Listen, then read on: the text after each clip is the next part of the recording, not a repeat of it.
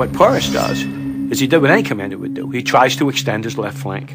So he takes his left wing and he says, redeploy further to the left, which means they come out of their positions, they turn in column of march, and they begin to move out to the left to prevent the envelopment.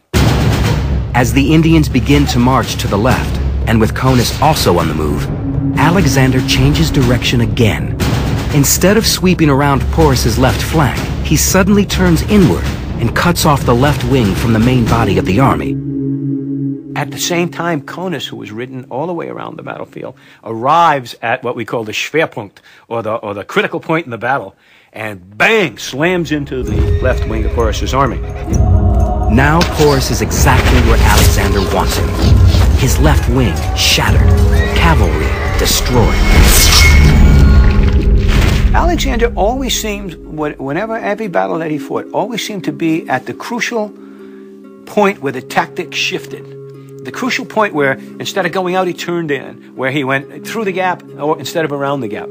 How you do that and at the same time be right out there with your guys is a rare talent.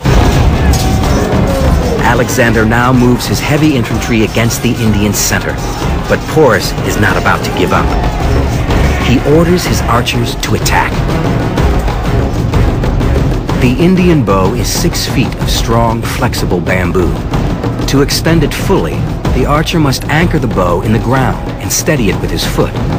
Tremendous size gives it unparalleled firepower. Its arrows, with sharp bone or metal tips, can penetrate any armor.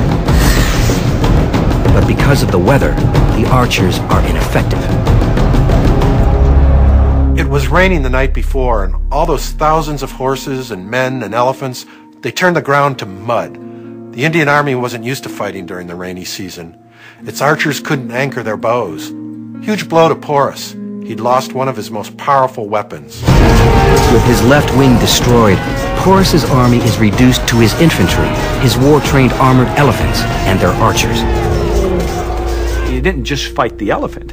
The elephant on top was what they call a howdah, which was an archer or spear platform, but they deployed with a squad of 13 infantry around them, the same way we'd use infantry to protect tanks today. But the elephants do have one soft spot, their eyes. The Greek infantrymen attempt to secure their target. I can imagine what would happen if an elephant's blinded in the eye. I mean, it just goes crazy. I mean, an elephant's an exceedingly big animal. Through the chaos, Alexander pummels the Indian center and pulverizes its flank. Despite being trapped in a deadly two-sided attack, Porus fights on. The center is collapsing on itself into a giant gaggle of 10, 12,000 men, animals, chariots, donkeys, horses, whatever, and it literally can't move, and the infantry is pressing against them. The cavalry is pressing from the side. In these kinds of battles, as long as you're maneuvering on the open plain, you don't take a lot of casualties, but when you close into close combat, it gets horrifically bloody because you can't maneuver. You can't even run away. I mean, the problem at the Battle of Hydaspes was you couldn't get away. Brutal man-to-man combat, animals hacked to pieces. The Battle of Hydaspes turns into a gruesome massacre.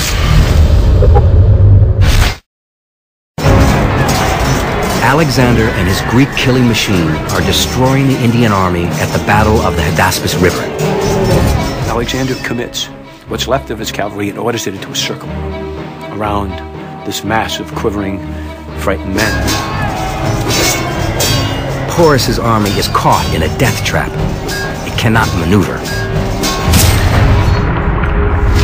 10,000 human beings pressed by another 8,000 human beings in a cauldron of slaughter.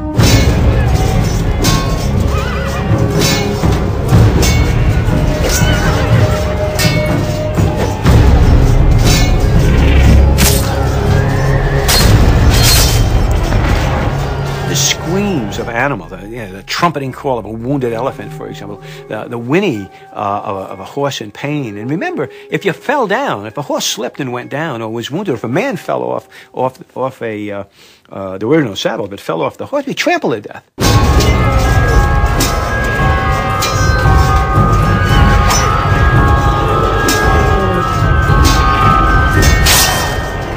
human beings being stabbed, being hacked at. The noise and the screams in the battlefield becomes quickly covered with blood, gore, and entrails, pieces of human flesh. And the smell. The smell. I mean, you know, elephants, when they're wounded, like many animals, defecate. And you can imagine that as well.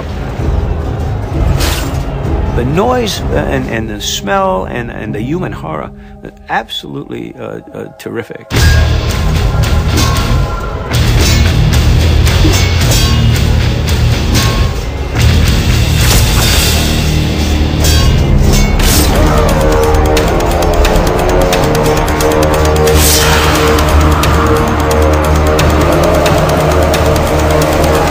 About 7 hours after the battle begins, Porus's army is nearly destroyed.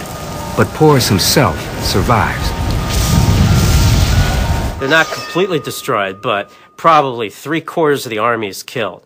Porus himself, badly wounded, continues to fight on. Alexander admires Porus's bravery and determination to keep fighting in the face of certain defeat. Alexander recognizes in Porus a kindred warrior spirit. He doesn't want to kill the man he's grown to respect, so he sends a messenger to call him for a meeting. Greek historian Arrian records the conversation. Alexander was the first to speak. "What," he said, "do you wish that I should do with you?" "Treat me as a king ought," Porus famously replied. Alexander is so impressed with Porus's dignity and composure, he decides to let him remain as king and keep his territories and his subjects. So at the end of the day, Alexander, at the Battle of the Hydaspes River, shows his tactical brilliance. I mean, this is a guy who can read a battlefield. He has what Napoleon called the coup de wheel, the strike of the eye. By looking at the terrain, looking at the arrangement of forces, is able to devise, very quickly in this case, a tactical plan that plays to his own advantage. With his victory at Hydaspes, Alexander the Great has taken his first step across the Indian frontier, but it is also his last. As he advances deeper into India, several states set aside their own rivalries and now stand united against the invader. At the next battle site, Alexander is confronted by 300,000 Indian troops. In attempting to conquer India, you get the feeling that perhaps Alexander's strategic intelligence analysis was not as good as it had been in the past, because any reasonable view of what was going on in India at the time would have led you to the conclusion that this would be an almost impossible military task for what amounts to a small Greek army. By now, Alexander's men can see that their leader's quest has turned into a suicide mission. They've been fighting long and hard, and mutiny is in the air. He tries to rally them to keep going. He's inspirational, his troops are loyal, but they've just had enough. Alexander, always attuned to his men, ultimately surrenders to the will of his troops and heads south, returning to Babylon in modern-day Iraq. But his eastern adventure may have cost him his life. The best guess is that he died of malaria in Babylon, where history says, or at least the texts say, because he was considered to be Pharaoh of Egypt. His body was sent to Egypt, where it was embalmed, and put in a crystal casket. Alexander the Great, one of history's most brilliant military tacticians, dead at 33. The conqueror of much of the known world, his record and his leadership skills still stand as the inspiration for great military minds throughout history. During the first Gulf War in 1991, General Norman Schwarzkopf took a page out of Alexander the Great's playbook with his left hook strategy. Like Alexander, Schwarzkopf essentially feigned a main attack on the Iraqi forces occupying Kuwait from the south. But the bulk of his force, modern-day heavy cavalry, tanks, swung hundreds of miles due west and came at the Iraqis' right flank. There's the left hook, effectively knocking out the Iraqi army. Ground war in Operation Desert Storm was over in 100 hours. That is a successful feign and envelop that Alexander would be proud of. Alexander the Great campaigned for more than 11 years, over 20,000 miles, and never lost a battle. Still, forger of empires, with an unquenchable thirst for glory, Alexander spread Greek culture throughout the known world. Yet he died yearning to have conquered more.